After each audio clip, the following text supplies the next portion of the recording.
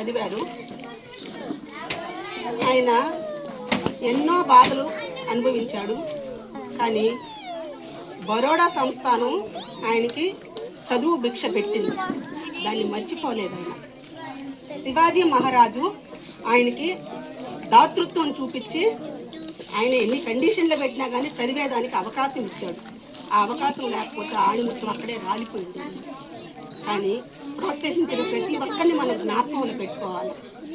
ఆ బరోడా సంస్థానము ఆయనకు చేయూతనిచ్చి ఆయన బాంబే, కొలంబో, తర్వాత వచ్చేసి న్యూయార్క్, ఇట్లా చాలా నగరాల్లో చదివాడు.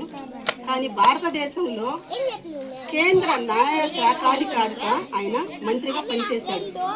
ఆ చదువును బట్టి ఆయన ఆ హోదా వచ్చింది కాబట్టి, ఆ హోదాను బట్టి ఆయనకి జ్ఞానం వచ్చింది కాబట్టి, ఆ జ్ఞానాన్ని బట్టి ఆయన రాజ్యాంగ శిల్పిగా, రాజ్యాంగాన్ని ఎవరు రచిస్తారంటే మేధావులు, అగ్రకులాల వాళ్ళు, నెహ్రూ ఉన్నాడు, గాంధీ ఉన్నాడు, ఇంకా పటేల్, అనేక మంది ఉన్నారు. అయినప్పటికీ ఆ ఆధిక్యత అబ్రహాం ఈయనకు వచ్చింది,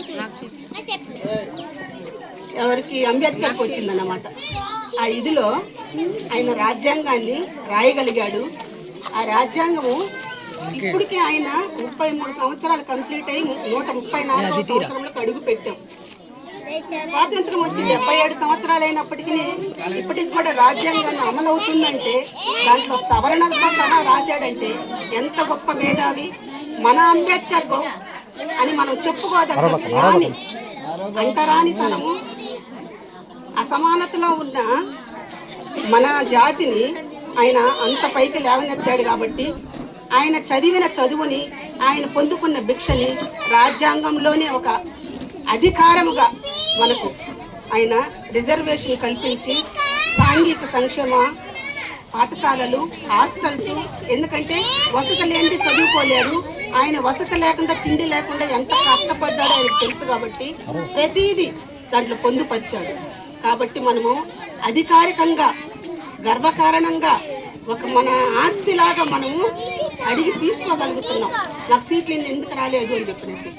అట్లాగే రాజకీయాల్లో కూడా రిజర్వేషన్ కల్పించాడు.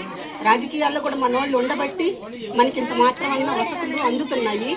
దాన్ని బట్టి కూడా ఆయన చేసిన దానిని మనం జ్ఞాపకం ఉంచుకోవాలా.